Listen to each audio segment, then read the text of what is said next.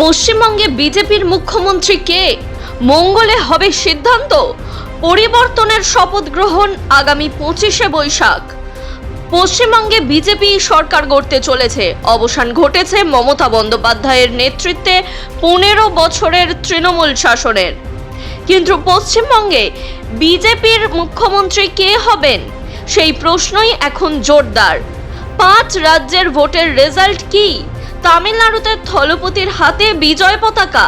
তাকিয়ে দেশ কোন রাজ্যের দিকে? অসম, পশ্চিমবঙ্গ, তামিলনাড়ু, কেরল ও একটি কেন্দ্রশাসিত অঞ্চল পন্ডিচেরিতে বিধানসভা ভোটের রেজাল্ট প্রকাশ একসাথে। ভোটের ফলাফল আর আগামী দিনের মুখ্যমন্ত্রী সম্পর্কে A to Z বিস্তারিত তথ্য জেনে নেওয়ার জন্য অবশ্যই শেষ পর্যন্ত দেখে নিন আজকের ভিডিওটি। এর পাশাপাশি এরকমই নিত্য নতুন গুরুত্বপূর্ণ আপডেট সবার আগে জেনে নেওয়ার জন্য অবশ্যই আমাদের চ্যানেলটি সাবস্ক্রাইব করে পাশে থাকা বেল আইকনটি প্রেস করে দিন।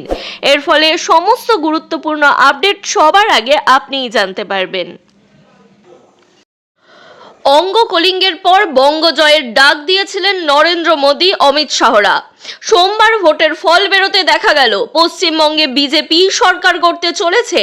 অবসান ঘটেছে মমতা বন্দ্যোপাধ্যায়ের নেতৃত্বে 15 বছরের তৃণমূল শাসনের। কিন্তু পশ্চিমবঙ্গে বিজেপির মুখ্যমন্ত্রী কে হবেন, এখন সেই প্রশ্নই জোরদার। সব ঠিক থাকলে মুখ্যমন্ত্রীর নামে শিলমোহর দিতে পারেন দিল্লির বিজেপি নেতৃত্ব। পশ্চিমবঙ্গের 2/3 ভোট পেয়ে সরকার গড়তে চলেছে বিজেপি। প্রথমবারের মতো এই রাজ্যে সরকার গঠন করবে এই পার্টি। এই মুহূর্তে উৎসবের আমেজ গেরুয়া শিবিরে। কিন্তু পশ্চিমবঙ্গে বিজেপির সরকারের মাথায় কে থাকবেন, কে হবেন মুখ্যমন্ত্রী? বিজেপি সূত্রে খবর, অমিত শাহ বা রাজনাথ সিং থাকবেন রাজ্যে। নিউ টাউনের হোটেলে বিজয়ী প্রার্থীদের সঙ্গে বৈঠক করবেন তারা। সেখানেই পরিষদীয় দলের বৈঠক হবে, আর সেই বৈঠকেই ঠিক হতে পারে পরিষদীয় দলের নেতা, আগামী সরকারের মাথার নাম। 2021 সালেও পশ্চিমবঙ্গে কোনো মুখ ছাড়াই নির্বাচনে লড়াই করে বিজেপি। 2024 সালেও মুখ্যমন্ত্রীর পদপ্রার্থী ছাড়াই চলে জোর প্রচার। নরেন্দ্র মোদীকে সামনে রেখে ভোটের আবেদন জানান। ফলে মুখ্যমন্ত্রী কে হবেন সেই নিয়ে রয়ে গিয়েছে প্রশ্ন। শুভেন্দু অধিকারী, দিলীপ ঘোষ, শ্রমিক ভট্টাচার্য, সুকান্ত মজুমদার, একাধিক নাম নিয়ে জল্পনা থাকলেও কিছুই জানানো হয়নি এখনো পর্যন্ত। কিন্তু রাজ্যে মমতা বন্দ্যোপাধ্যায়ের বিদায়ী সরকারের মেয়াদ 9 মে পর্যন্ত। ফলে মুখ্যমন্ত্রী বাছাই পর্ব দীর্ঘায়িত করা যাবে না।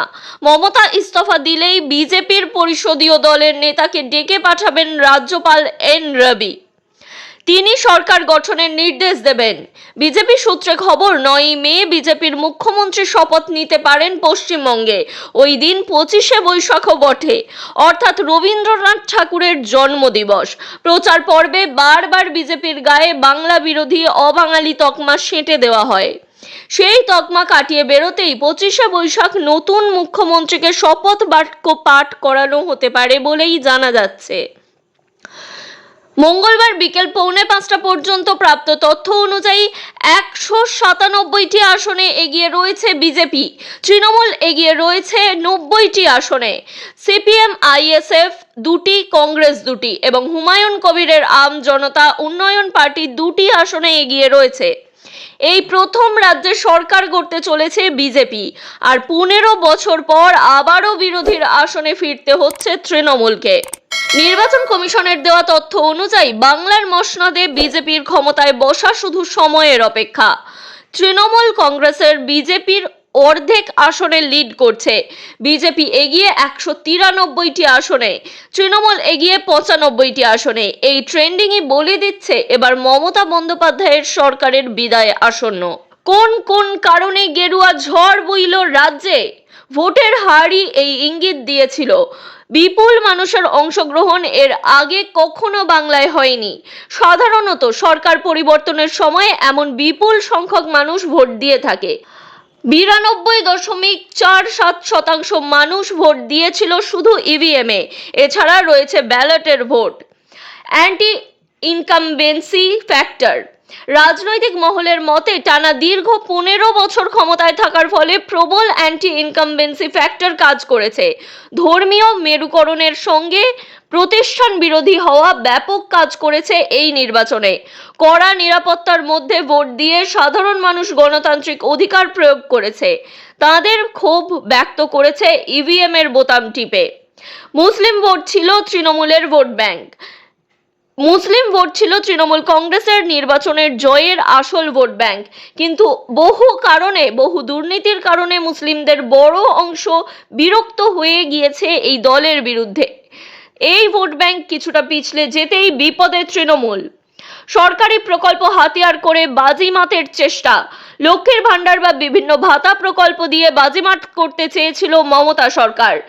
প্রতিটি জনসভায় এই ভাতা নিয়ে বক্তব্য রেখেছেন মমতা অভিষেকরা। ভোটের আগে যুব ভাতাও শুরু করেছিল তৃণমূল সরকার। লক্ষ্মীর ভান্ডারে ভাতা 500 টাকা করে বাড়িয়ে দেওয়া হয়েছিল, কিন্তু বিজেপির লক্ষ্মীর ভান্ডারের ভাতা 3000 টাকা দেওয়ার প্রতিশ্রুতি দিয়ে দেয়। তাতেই কি বাজিমাত? আবার একাংশ বলতে শুরু করে জনগণের টাকায় ভাতা দেয় সরকার, কেন তা তৃণমূলের হবে?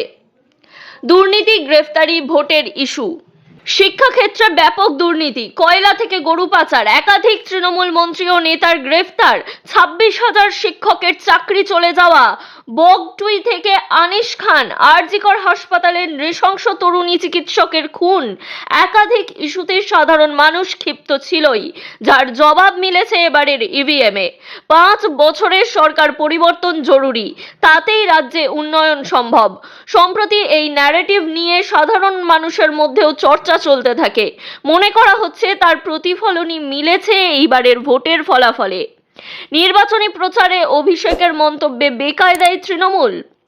জয় পেলে এবার আর রবীন্দ্রসঙ্গীত নয়, ডিজে বাজবে।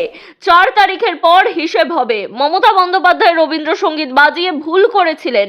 প্রতিটি জনসভায় এভাবেই বক্তব্য রেখেছিলেন অভিষেক বন্দ্যোপাধ্যায়। তা মানুষ একেবারেই ভালোভাবে নেয়নি। টেকেন ফর গ্রান্টেড নিয়ে ফেলেছিল মমতা বন্দ্যোপাধ্যায় ও অভিষেক বন্দ্যোপাধ্যায়। ঢেলে ভোট দান পরিযায়ী শ্রমিকদের। পরিযায়ী শ্রমিকেরা দলে দলে এ রাজ্যে বাড়ি এসেছিল শুধুমাত্র ভোট দেওয়ার জন্য। বিজেপি জানিয়েছিল তারা 37টা দূরপাল্লার ট্রেন ভাড়া করে দিয়েছিল তাদের আসার জন্য। তাদের ভোটও বিজেপির পক্ষেই গিয়েছে। এই রাজ্যে কংগ্রেস, সিপিএম ও তৃণমূল পরীক্ষিত। রাজ্যবাসী এবার নতুন দল বিজেপিকে সুযোগ দিতে চলেছে।